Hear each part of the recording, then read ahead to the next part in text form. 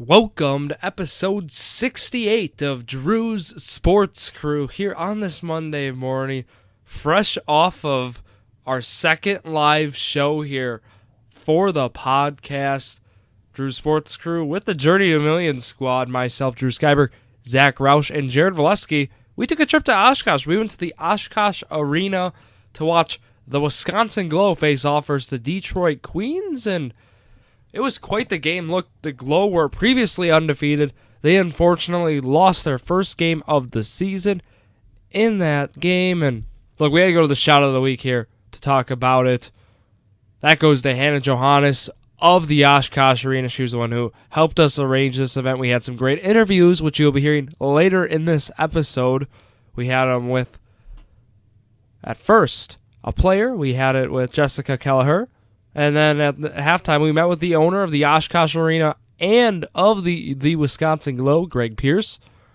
And then after, we had on Coach Kate Peterson-Abiad. We had her on for the post game. It was a lot of fun. We got to meet with all of them. We were on our sports crew deck during the game, watching the game from the party deck. It was a lot of fun. And look, just thank you again to Hannah for making this event possible.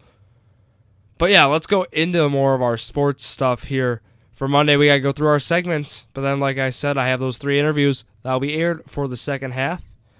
You know, we'll be talking more about the Wisconsin GLO. It's all on our social media. We'll be posting more of their stuff, of course. And yeah, let's get into it here now. The stats of the week. We got 6 of them here on this Monday morning. First one, it's got to be with Shohei Ohtani. He has been putting up crazy stats, so we got to talk about him.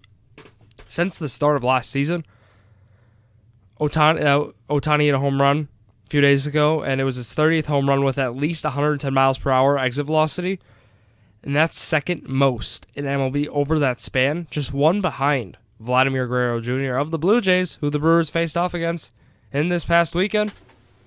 Next one here, Ole Miss is the first team to hit back-to-back home runs in a men's college World Series game since LSU. They did it in 1998. The Astros, you guys saw what they did Saturday. They recorded the first no-hitter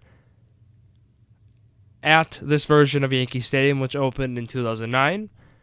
And it's the first time since the Yankees have been no-hit since June 11th, 2003. And guess what? That came against the Astros too. And both of them were combined no-hitters. Astros pitchers have been doing crazy stuff, right? We saw 2 immaculate innings. Boom, we see a no-hitter then. Next one here, Alek Manoah, who the Brewers faced off against on Saturday, or I should say Friday, has a 2.05 ERA this season, the second lowest by a Blue Jays starter through 14 starts in franchise history. The one who beat him, Roger Clemens, had a 2.02 ERA through his first 14 starts in 1997. He won the AL Cy Young that year, so you know, no harm, no foul being behind him. Right now, you know, Shane McClanahan's in that race in the AL. Of course, Alek Manoah is with starts like these. And, you know, you could throw Garrett Cole in there as well. It's been something in the AL right now. A lot of AL East, you know, players are getting a lot of, you know, they're in the awards right now. I mean, they are looking like contenders for a lot of the individual player awards. Next one here, we got 2 more.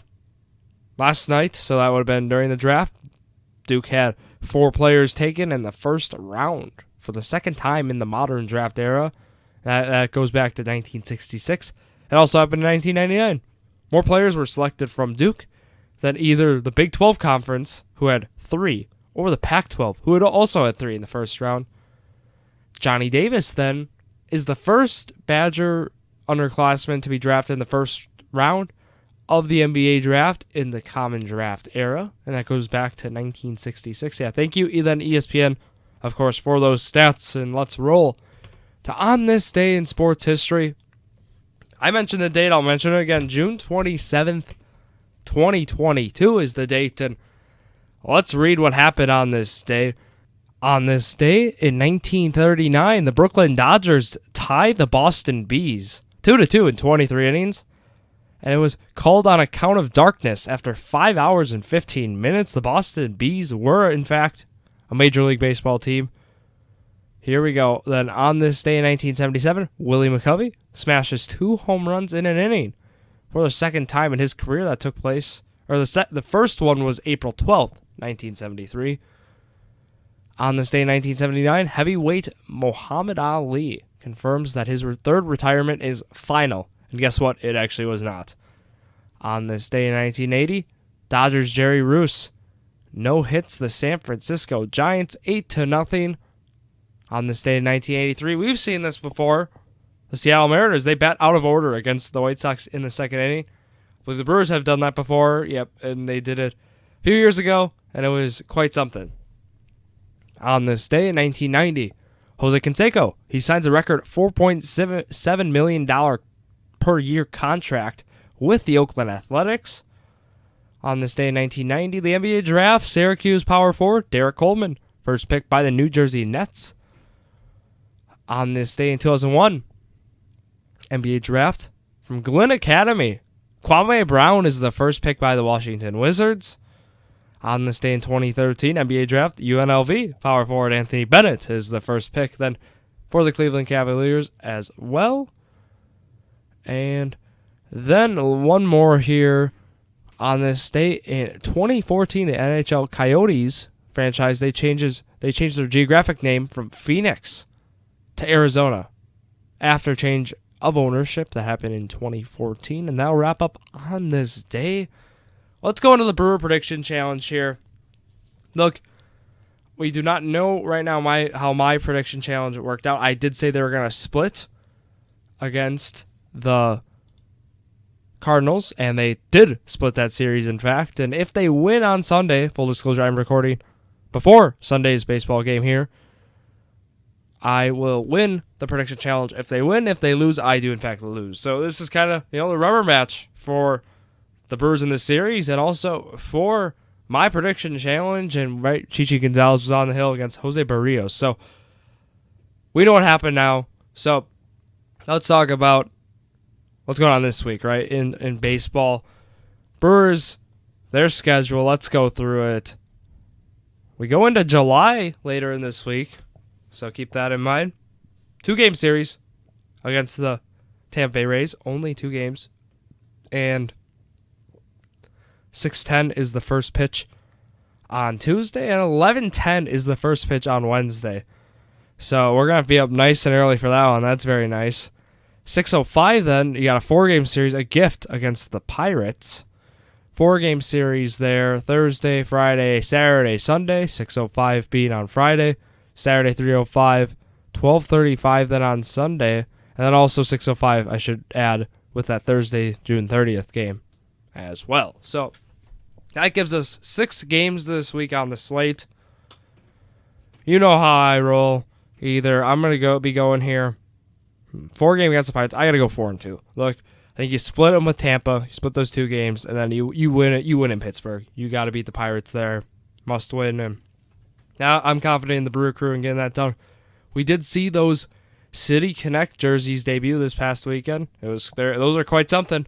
I am a fan. I do like how they just represent the great city of Milwaukee. So what else? Corbin Burns bobblehead is in fact taking place on the 26th, and we don't really have any giveaways. Brewers are back on the road, so we can go through some stats here then before we get into our interviews with Wisconsin GLO owner, coach, and a player. So looking through the stats right now, the story is Rowdy Tellez cooled off a little bit, right? He finally gets his first home run since late May. OPS plus, though, he's still sitting at 114, still above average hitter. You'd be surprised right now. This Brewers squad, they're all right around the 100 mark. Being 100 meaning they're league average hitters. And Christian Yelich at 101, Willie Adames at 109, Rowdy Tellez at 114, Hunter Renfroe at 118. And the only one below 100 really is Omar Narvaez at 98, being your catcher. Tyrone Taylor at 99, right? So like these guys are, I mean, that's kind of what you expect. It's a league average offense. I mean, it's an average offense. That's really what the Brewers are. And the advanced metrics, they point to that as well. So let's look at the pitching right now. Corbin Burns is still doing Corbin Burns things. He's only 6-4, right? You can't look at win-losses. It's 2022. We don't use win-losses. We look at other stuff. His ERA plus is sitting at 171. His FIP is at 311. And, yeah, just put in perspective, Freddie Peralta's FIP was 211 before he got hurt. And his ERA was 4.42. So, he would have been, for sure, trending upwards now, but that's just how it is. Brandon Woodruff's rehab starts to go to other news, in Appleton for the Timber Rattlers. It was a great start.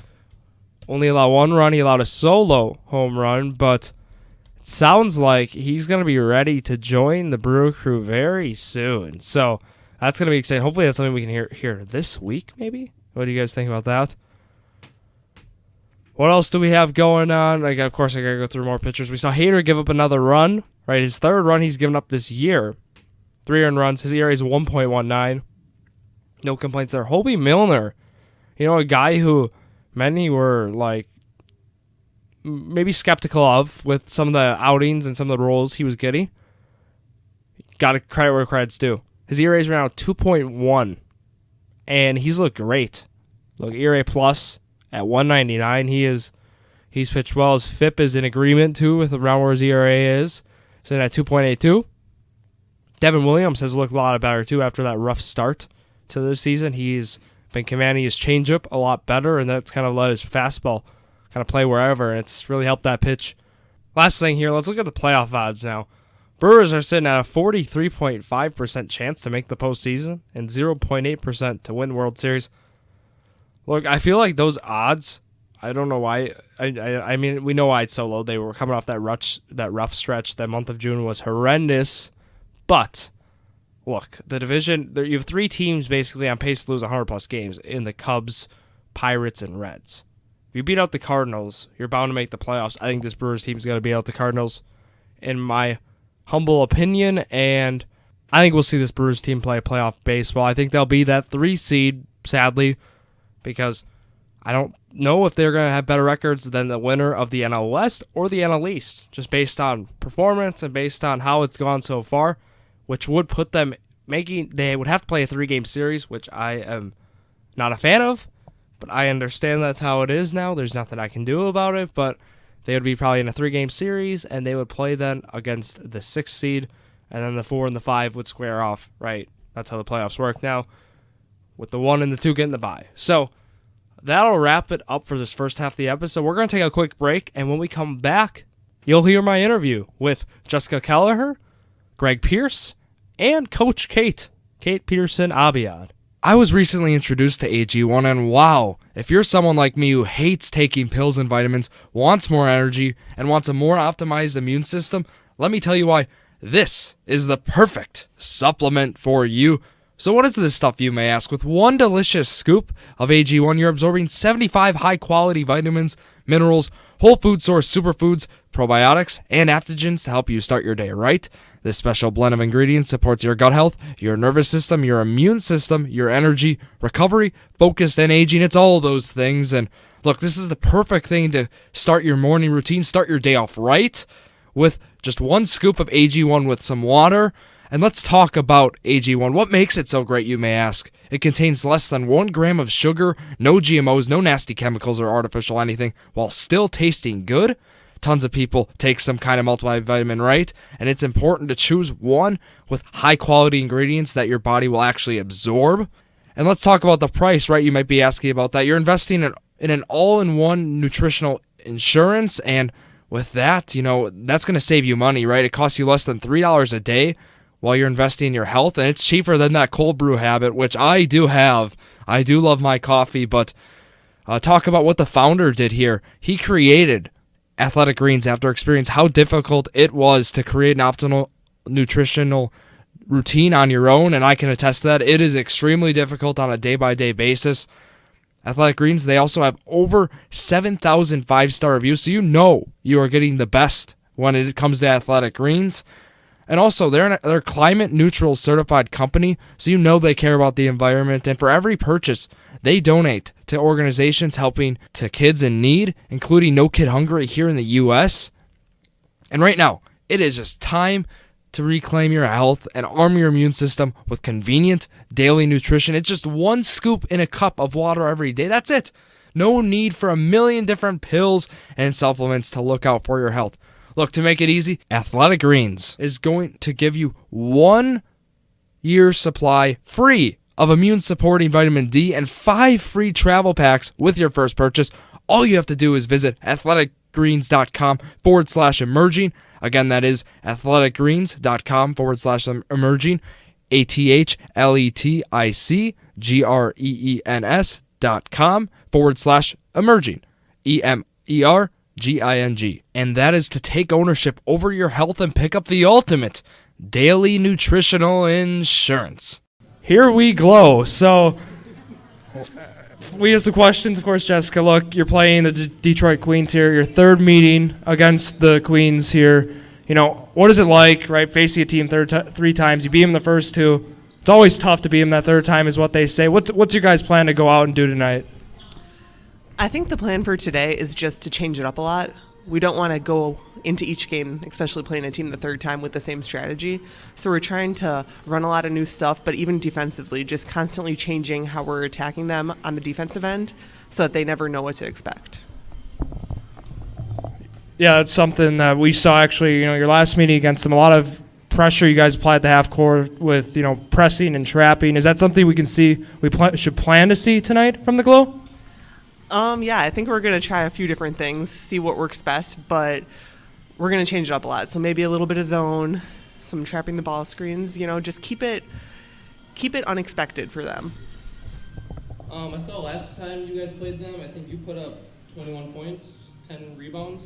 Is there anything that you changed your game going up against them, or are you continuing the same mindset going into this game? I think that for me personally, for the whole team, actually, we try to take what they're giving us. We're really lucky that we have a deep team and people that can score in different ways. So one game it might be me that scores 20 points, and then the next game it might be someone else. And I think that's the really great thing about this team. So going in, you don't really have to worry too much about getting yours because someone's going to have a good day. Yeah, that's something, right? The story, right, in our pregame show is Lauren Van Clunen. She is out tonight with an injury, right? She had a big game. She's a new player, and she had a big game last time against the Queens, now out. So, we talked about the depth, right? How is that depth going to have to come up tonight against the Queens in order to get a dub tonight? I think tonight we're going to have some players that are used to playing at the guard position stretch themselves a little bit. We don't really have much depth in our big players tonight, so maybe some more minutes from the bigs we do have and just picking up the intensity in ways that we can with the small size we have in our quickness to counter that. Yeah, for sure. Jared, you got any other questions here? I just say good luck. Good luck, Jessica. Yep, go get them tonight. All right, thank you, guys. Good luck. Thank you. Here we go for the halftime show here for the Wisconsin GLO. We have the owner of the Wisconsin GLO here with us, Greg Pierce. Thank you, Greg, for coming with us here for our halftime show, and let's get right into it. So Greg, initially, for this halftime, for the first half, what were your thoughts on the team? How did you think your team came out? Well, Detroit came out ready to play today. We've played them a couple times already. I would say the first half today wasn't our best first half of the year, but what you're seeing is with our club is we've got a lot of talent. We're deep, and even in spite of maybe not having our best game, we're still playing fairly well. Yeah, that was in our pregame show. We talked about it. The depth is really what helps this Wisconsin GLO team. Look, there's a reason why they're undefeated. It's not one player. It's, all 10, 11, whoever are out there for the game. And, yeah, that's been the story. Look, Lincoln James has had herself quite the first half. What can you tell us more about Lincoln James for someone who might have not watched her play before? Well, Lakin is a very unselfish player, but when she has an opportunity to score, she'll go ahead and take it, but she distributes the ball well. The thing she has going for her against usually the defenders is her speed, and, she can make some plays happen. Today, she's had a lot of open looks, and she's just gone ahead and take them. What we have a lot with a lot of our players is they're very unselfish, and sometimes they just pass the ball too much. So Lakin did played well today and took the open shots she had. Yeah, you mentioned passing a lot in this. I mean, we saw a lot of passing from the GLO. Sometimes it helped them out. Sometimes it didn't. There's times where we saw them actually pass up open looks. But keys for the second half, what are you thinking? First thing that comes to your mind, how will the GLO finish this game? How will they get the dub, stay undefeated? Well, we've got 5-6 people that can put 20 on you at any given point, and one of them's going to step up and blow this thing up. And, I don't know who it's going to be. And if I'm the opposing coach, I don't even know who you focus on. Joe Anderson, or it could be Taylor Purifoy or Hannah Whitish, or anybody can hit you for that quick. Third quarter, we've always come out strong. We're getting it figured out. So I think somebody's going to go pop 20 on somebody real fast. Hey, Jared, you got a question here? So, yeah, like you just said, we saw a few games ago that I think last time they played Detroit, they were down at half by about 6 or so, and then they cut it to 1 at the end of the third quarter. So do you think that it's going to be an immediate impact that they're going to pull away right away, or do you think it's going to take a few quarters to get them going? No, I think they're going to come out strong right away at the top of the game, third quarter, and they should be able to pull away. In every game, if you saw any of the highlights from St. Louis last week, we go down. We only had 7 players healthy. We go down. We were down 13 at one point, and then we go on an 11-0 run. And then if you didn't catch on Joe Anderson, Joe went 9 for 10 from three-point range and then hit every shot down the end of the game. So we were up 3 or 4 points, I think, with 4 minutes to go, and we ended up winning by 11. So we go on runs, and I think that'll happen. And I think third quarter, we normally will do it there. I expect us to pull away even more in the third quarter, hopefully, if we can get it going. And that's what we can hope for. Greg, we're going to let you go. Thank you for coming for the halftime show, and let's GLO. Thanks, guys.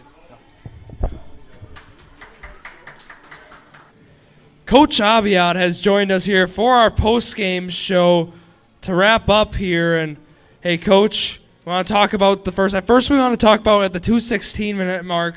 What was going on in that media timeout, or what was the commotion going on there? Well, I had told the official that if the 3-point shot that Lakin took went in, I wanted a timeout, and it went in. He granted me the timeout, and the other coach said that they were in a similar situation last week or the week before, and that they were not allowed to have that timeout, and they felt it was against the rules to give me the timeout.